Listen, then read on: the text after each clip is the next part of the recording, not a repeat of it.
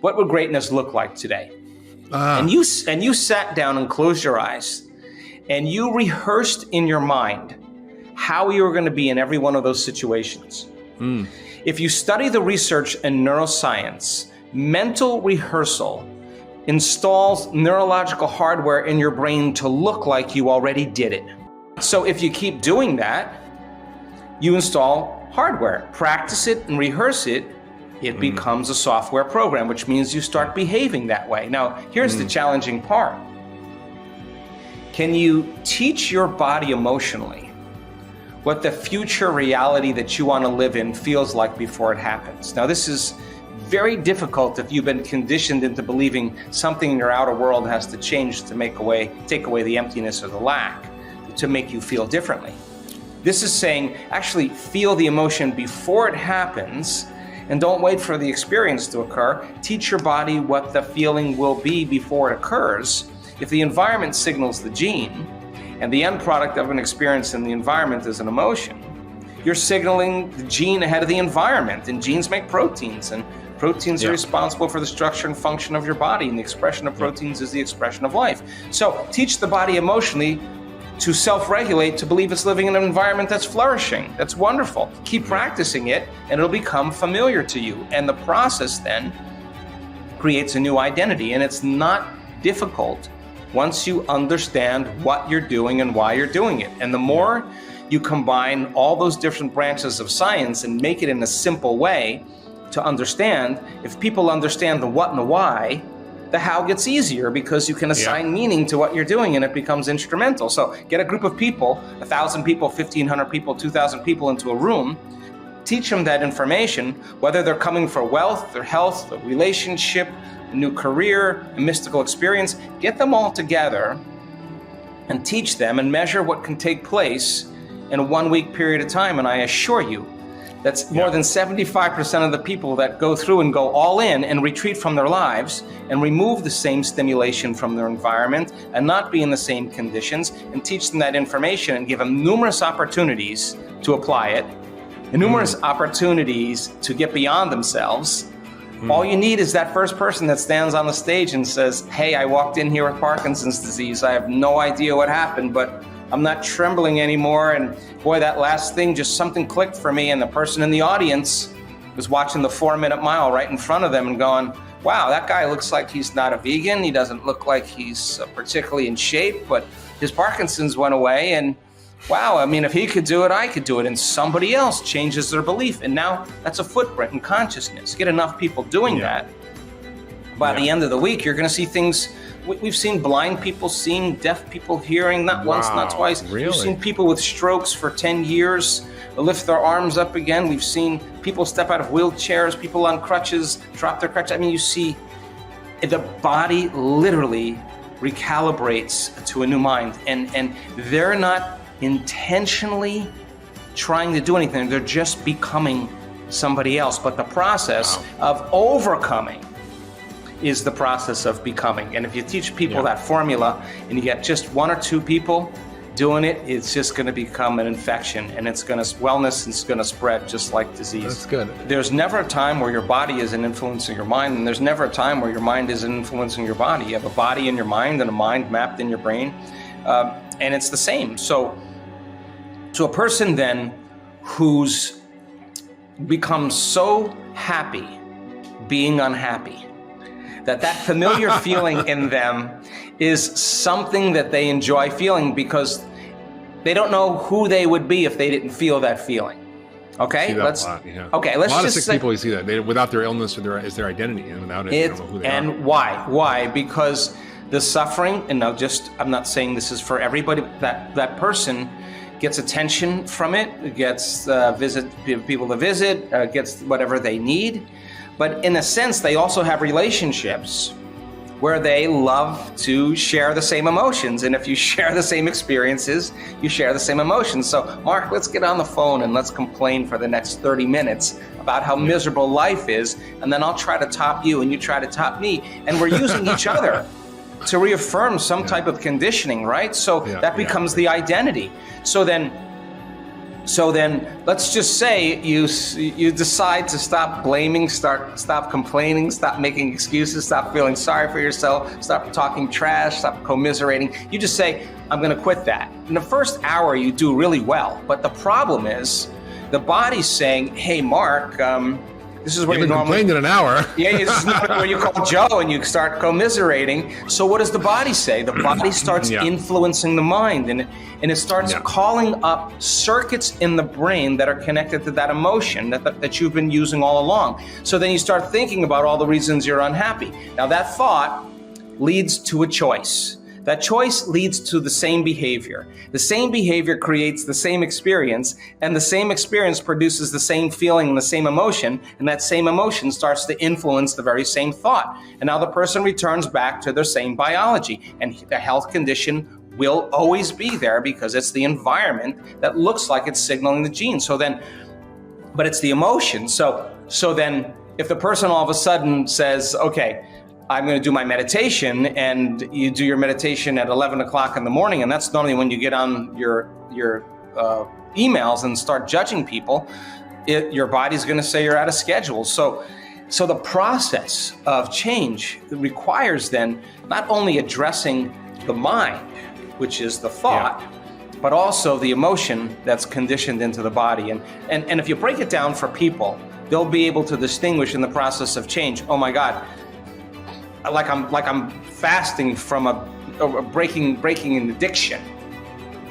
You know, your body's craving, I just gotta suffer a little bit with somebody, and it wants to suffer, and you gotta be able to work with it, and not just to sit there and white knuckle it, to learn how to self-regulate, to learn how to make those changes with your eyes open. That's when it matters the most. You practice meditation with your eyes closed.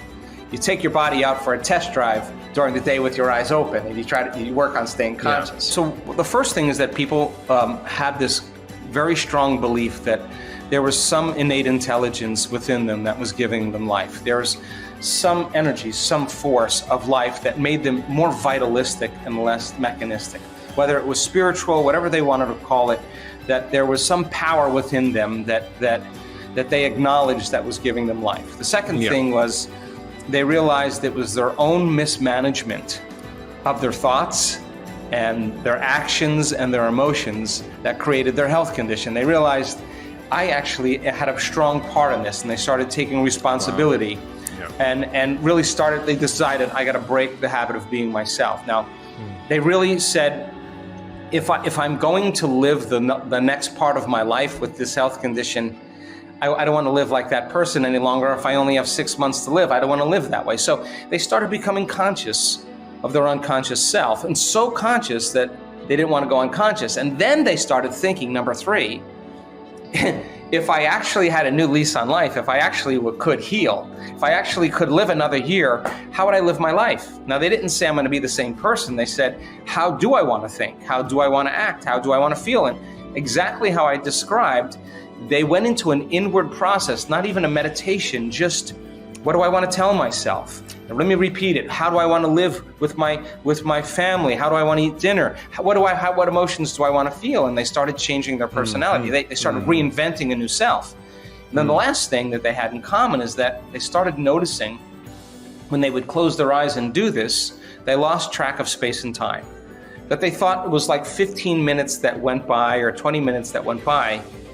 And in actuality, it was an hour and 20 minutes that went by. They had no sense of space and time in their inner process. And I was interested in demystifying the process because I wanted to see if we could teach that process that worked with sick people on other people, and it worked. I studied this extensively because we did an experiment. We took a group of people that came to our event, and we did all kinds of brain measurements on them, and then we put heart rate variability devices on them, and we asked them to trade emotions like fear or anger or resentment or impatience or frustration, and stop feeling those feelings, and just for a few times a day to feel gratitude, and we would talk them through it just for 15 minutes, 10 or 15 minutes, 2-3 times a day.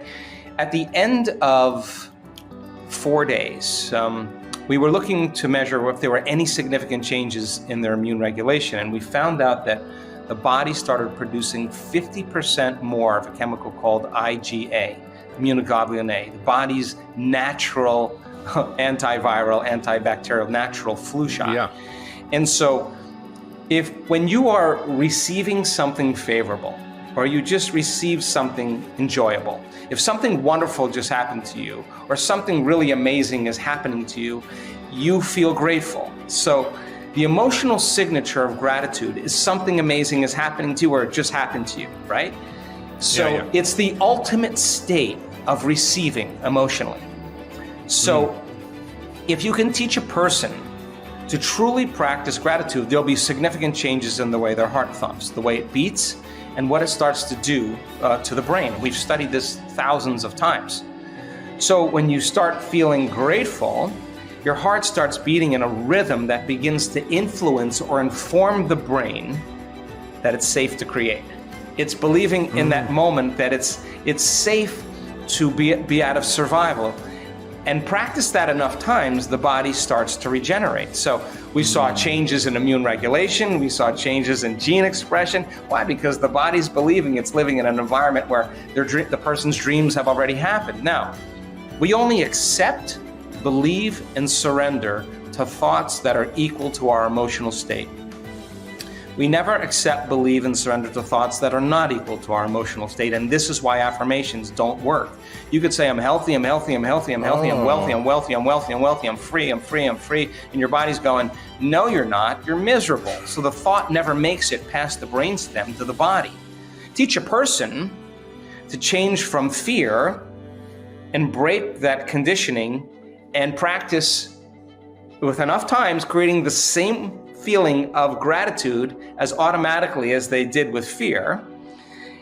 It makes sense then that in a very short amount of time, you can see very significant changes in how the body regulates and how it functions. And the heart then starts to beat in this beautiful, beautiful coherent state. And so we started looking to see if teaching people how to do that and sustaining it, if it made significant changes. And without a doubt, when we accept, believe, and surrender to the thoughts that are equal to the emotional state of gratitude, that information programs the autonomic nervous system into a different destiny.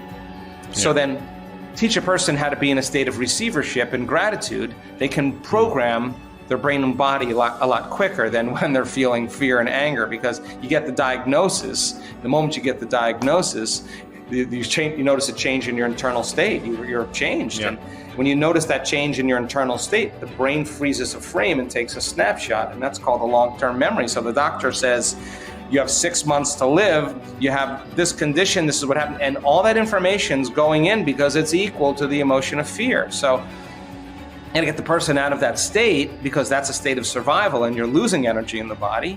And in gratitude, you're regenerating energy. So get the person to a state of gratitude and then teach them how to program their brain and body.